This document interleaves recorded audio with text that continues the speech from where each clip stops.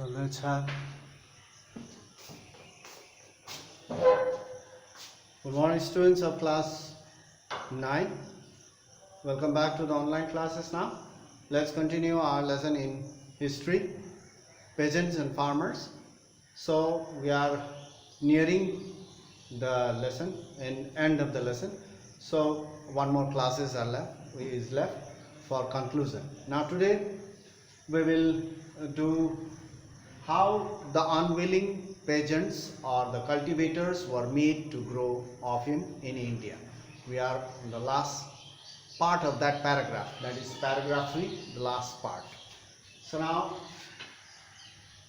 so far the cultivators were provided advances to grow opium in Bengal and Bihar and Orissa. Most of the people over here were unemployed, so they needed job, they needed money to meet their everyday needs. So as the village headman, we can say Mahato, was providing loan, he was actually an agent of the British government. As he provided the loan, the people were, or the peasants were very happy and they readily accepted. So now, and they had to grow opium in the best soil. That also we have learned. And they had no time for other crops to look after. They had no time to look after the other crops because we have also learned that opium cultivation was very delicate and it requires long hours of tending and so on, and the prices paid for their produce was very little. That's why they refused advances, and sometimes they were beaten up, sometimes they were forced to take the loans. So far we have learned that. Now we'll continue of the last part of this. Number one, by 1773 the British government in Bengal had set up or established monopoly to trade in opium, because other traders, local traders, were not allowed to trade in this product with or export opium from India. It was considered illegal. So now that's why they established monopoly to trade opium. No one was legally allowed to trade in the product. So we can see that local traders were not allowed to buy or sell this product. Only the Britishers were engaged, or they had set up the monopoly to trade with this product. So you can see that. But by 1820, British found to their horror that opium production in their area was rapidly declining and it was increasing very fast in the princely states outside, not where their rules are. The area under the kings, there the production of opium was increasing. The reason was the local traders paid high price for the product. So naturally the people, they grew the opium.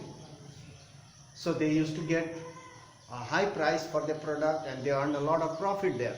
But in Bengal, Bihar and Orissa, so here the peasants were not ready to grow opium because the price paid for their product was very little. Low, you can say that. So that's why it was declining in their territory, whereas in other territories, especially in the princely states, there were a number of small kingdoms that was called princely states. There the production of opium was growing or increasing. There in those princely states, the local traders paid high price for the product. So naturally the farmers and cultivators or peasants were very happy to grow the opium. There was no restrictions, there was no nothing, because it was not the British rule there, it was the princely state. So now you can see the British, to the British government, this was considered as illegal. Though it was not their territory, though it was not their territory, it was princely state, but British government thought that this is illegal. Only the British are allowed to trade in this product, not the Indians. So you can see, to British this was illegal, and what the British did, they appointed agents to go to the princely states to confiscate and destroy the crops. Wherever the crops are grown, you go and destroy them. Wherever you find buying and selling or trade of opium, you confiscate. Confiscate means you capture. So you can see that the Britishers were actually, they were cruel, you can say. It is not being justified because it is not their territory. It is a princely state ruled by a small king, or it was a small kingdom. But the Britishers entered there also and tried to interfere in their trade and their livelihood. This shows that the British government want to dominate the other regions too. This conflict between the peasants, local traders and the Britishers continued as long as opium production lasted, or as long as there was a demand for opium in China. So especially the opium used to go to China. They used to export to China, because we have learned that most of the Chinese officials, traders, businessmen, peasants, army men, all were addicted to opium because it was introduced by the Portuguese during the 16th century. So most of them were addicted. That's why, so as long as there was a demand for the opium, or the opium production lasted, the conflict between these three groups, peasants, local traders and Britishers, continued. The conflict between them continued. So now, the peasants all over India did not experience the same like opium cultivators. There are peasants all over India, there are farmers, peasants all over India.